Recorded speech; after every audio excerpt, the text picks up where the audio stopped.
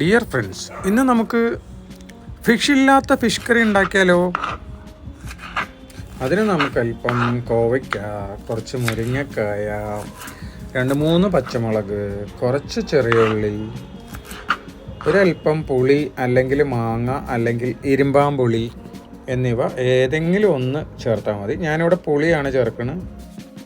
കുറച്ച് ഇഞ്ചി കുനുകുനാരിയണം. ഉള്ളിയാണെങ്കിലോ ചെറുതായി അരിയണം. വാളംപുളി നന്നായി പിഴിയണം.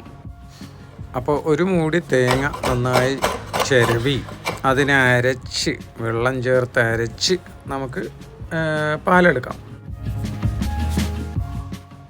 അരച്ച തേങ്ങയുടെ പാല് നന്നായി അരിച്ചെടുക്കാം. എന്നാൽ പിന്നെ നമുക്ക് മീൻകറി ഉണ്ടാക്കിയേക്കാം.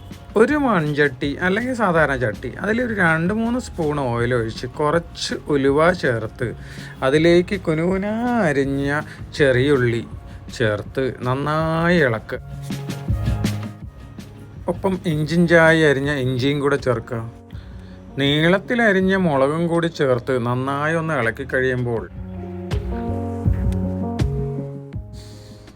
നമ്മുടെ നീളത്തിലരിഞ്ഞ കോവയ്ക്കും മുരിങ്ങക്കായും ഒന്ന് നന്നായിട്ട് ഇട്ട് ഇളക്കി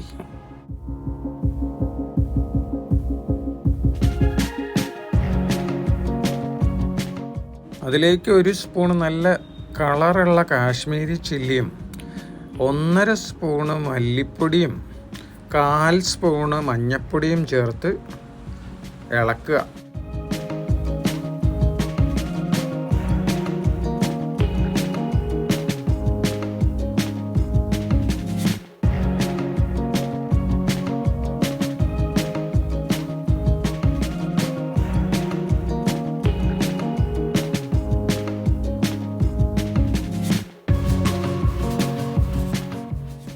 നന്നായി കലക്കി വെച്ച വാളംപുളിയുടെ പുളിവെള്ളം അതിലേക്ക് ചേർത്ത് നല്ല കല്ലുപ്പും കൂടെ 1 സ്പൂൺ അങ്ങോട്ട് ഇട്ട് കഴിഞ്ഞാൽ അടിപൊളിയായി.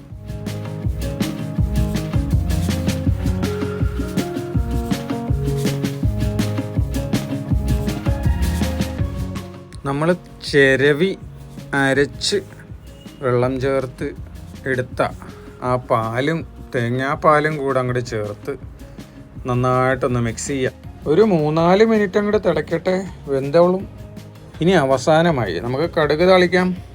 കുറച്ച് ഓയിൽ ഒഴിച്ച് അതിലേക്ക് കുറച്ച് കടുകിട്ട് കുനുകുനാന്ന് അരിഞ്ഞ ചെറുവിളിയും ചേർത്ത് കുറച്ച് കറിവേപ്പില വാരി വിതറി നമുക്ക് താളിച്ചെടുക്കാം. അതിനുശേഷം ആ താളിച്ച മിക്സ് നമ്മുടെ കറിയിലേക്ക് മിക്സ് ചെയ്ത് ഒന്ന് ഇളക്കിയാൽ അടിപൊളി മീൻകറിയേക്കാൾ വെല്ലുന്ന മീൻകറി റെഡിയാവും.